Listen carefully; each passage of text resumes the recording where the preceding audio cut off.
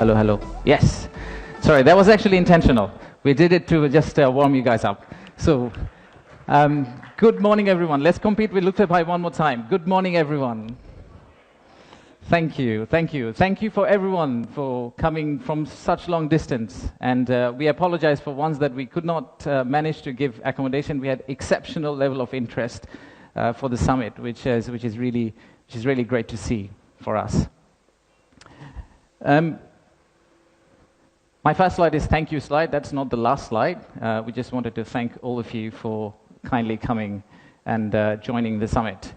So the purpose of the summit is today, sitting in this forum, we would like to say that we are open for business, and we're really committed to win business from all of you.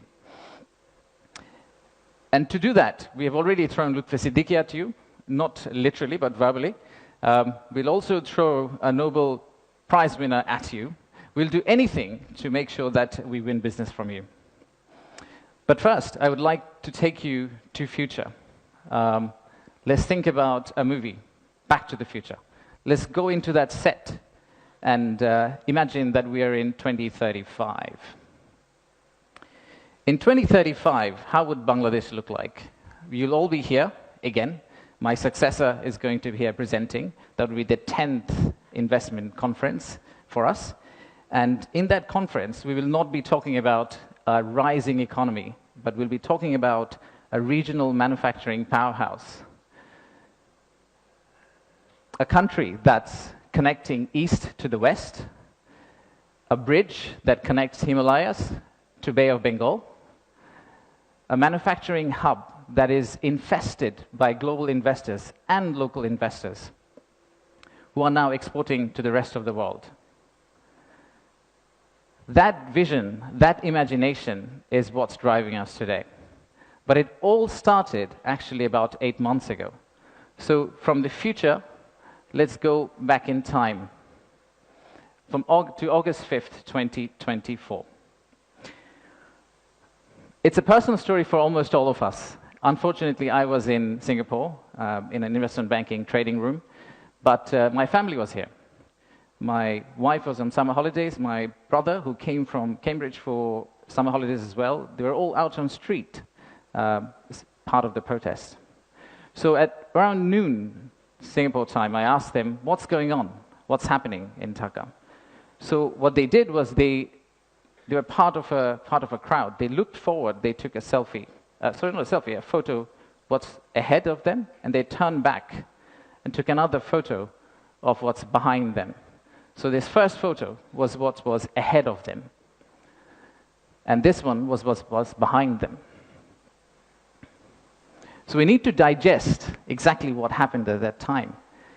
The young population, the entire youth, was out on the street, demanding transparency, demanding opportunity, demanding democracy, demanding freedom of speech. And that's what has brought us here today.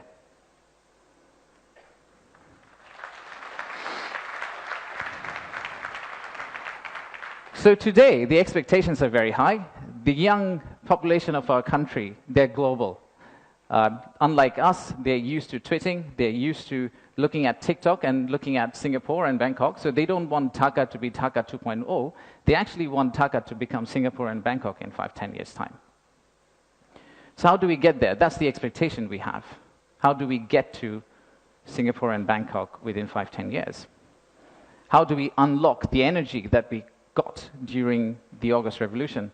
How do we harness that energy and convert it into employment generation and industrialization? The story for Bangladesh was always there.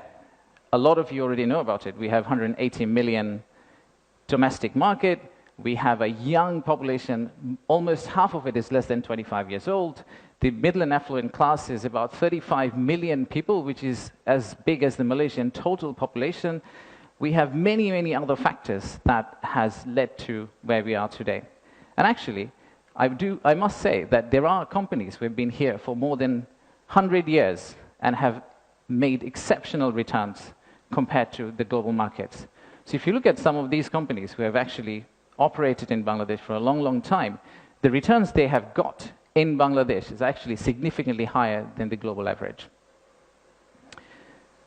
And today, we also have a fantastic news that one of our own startups called ShopUp, the news came out about an hour ago in Bloomberg that the Saudi sovereign PIF, their investment arm called Sanabil Investments, they have actually co-led a round of $110 million along with Peter Thiel's Valor Ventures to invest in one of our own startup to go global. So let's give a big round of applause to ShopUp.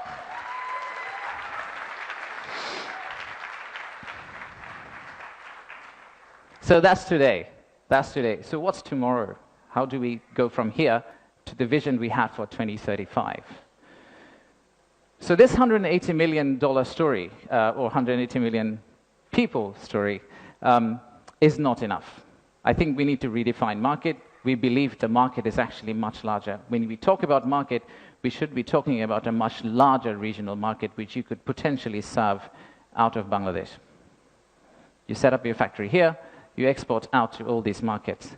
At the same time, I would expect these markets to set up their factories and push it back to Bangladesh. Use the ports of Bangladesh and potentially export out to the rest of the world. So the narrative that we've had, why invest in Bangladesh, is not really a domestic market 180 million story. It is a regional story and it's a global story. To further strengthen ourselves, we have decided to enhance our port capacity. In Chittagong area, what you see now, we are actually tripling that within the next few years, which is essentially allow this region to consider Bangladesh as one of the biggest logistical hubs. However, that's not all. We need to do a lot more. So at the beginning of interim government's period, we actually decided to talk to more than 200 CEOs and entrepreneurs who actually are doing business in Bangladesh today. And we wanted to understand how can we convert our critics into our ambassadors. They are the only ones who could potentially bring business for us. They are the only ones who, if they travel abroad and say Bangladesh is a great place for business, that's when we are likely to get more investment. So we divided all their complaints into two groups, or the solutions that came out of their complaints. The list of challenges are very long. It's from the Earth to the moon and back.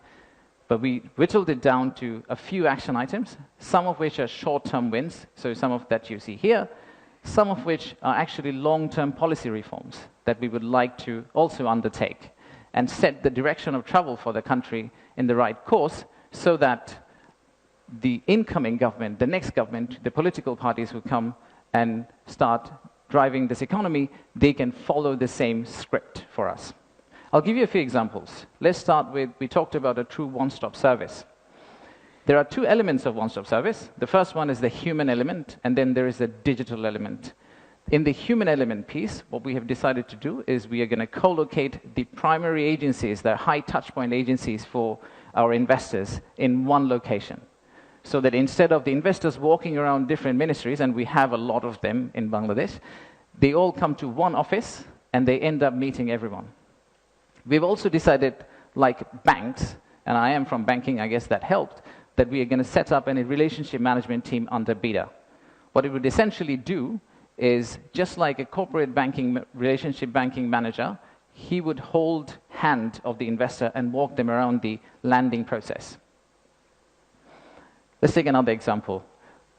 Our friends in National Board of Revenue helped us set up the authorized economic operator. It's essentially the green channel, or widely known as the green channel setup, where if you're a good customer, you are able to circumvent some of the custom checks and fast-track your process through the ports. That has been picked up as one of the biggest challenges that we have, the time it takes to go from your factory all the way to your customer. And finally, let me show you one more example of policy change. So as you all know, there are many government agencies. We also know there's private sector. The dialogue between private sector and government agencies has not necessarily always been the most collegial. So how do we break that apart? The first thing we need to do is to club the government agency into one. We need to show one face. We need to be one outfit for our customers, our investors, and then create a bridge between our private sector and the government of Bangladesh. So what we are planning to do is to set up a private sector advisory council that will actually counsel the head of state directly on a regular basis, essentially voicing the changes that they would want to drive the economy forward. So these are some of the examples of what we are planning to do. And if we are able to do that, we do believe that we will get to the end, the vision we have for 2035. Now, of course, there are many, many other factual reasons, statistics, tables, Excel files that I can share with you to tell you why you should invest in Bangladesh. In fact, the next slide will have a QR code which you can scan and download, which will have essentially this presentation. So you didn't have to take the photos of the presentation, by the way. You will have this presentation, and you will also have an appendix of facts and figures and why we think competitively we're actually in a very better place than our competitors. So please watch out for the QR code. But before I go there, I would really like to finish off with this. There are economic reasons to invest in Bangladesh, but I really don't want you to invest in Bangladesh for the economic reasons. If you really think about investing in Bangladesh, think about investing in Bangladesh because of the transformational journey you're going to be part of. For the odd mixture of warmth and resilience our people have, and our century-old culture paired with the shared values that we have with you. So I rest my case here. Thank you very much for coming, and enjoy the rest of the day. Thank you all.